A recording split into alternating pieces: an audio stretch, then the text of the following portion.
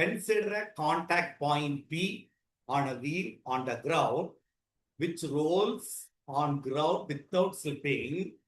Then the value of displacement of the point when the wheel completes half the rotation of its motion. என்ன meaning? இது ஒரு wheel, இது bottom.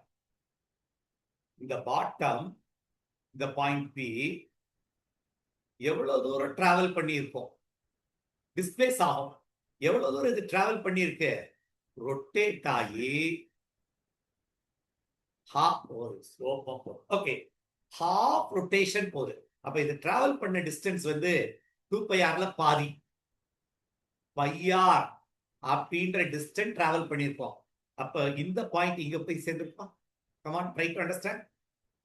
இது அப்படி போகுது, அப்படி ரொட்டேட் ஆகி இப்படி வர்றப்போ இது ஹாஃப் ரொட்டேஷன் அடிக்கிறப்ப இங்க போயிருக்கோம். இப்ப என்ன கேட்கிறான்? எவ்வளவு தூரம் இந்த பாயிண்ட் டிஸ்பிளேஸ் ஆயிருக்கும், இந்த டிஸ்டன்ஸ் தான் வேணும். ஓகே, பைத்தாக்ஸ் ரூல் போட்டா போதும் நமக்கு. இது டயாமீட்டர், இது டயாமீட்டர், இது ஒரு டிஸ்டன்ஸ். நமக்கு வேண்டியது இந்த distance x. The wheel complete half rotation. The value of displacement of the point. அப்ப p வந்து the p dash வந்து சேரிச்சு. அப்ப x calculate பண்ணப்போ x squared will be equal to Pythagoras rule because it's right hand triangle. இது PO squared plus OP1 squared. PO squared is pi r the whole squared, pi squared r squared plus OP is nothing but radius is 1 meter. This is 1 meter, this is 1 meter, 2 meter. 2 squared is 4. So x will be equal to root of pi squared. Radius was 1 meter.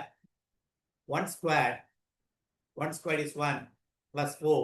அப்போ இது travel, இது எவ்வளவு தூரம் displays ஆயிருக்குன்னா when this rotating body travel half rotation, இது travel பண்ணது x என்ற displacement which is pi squared plus 4 meters.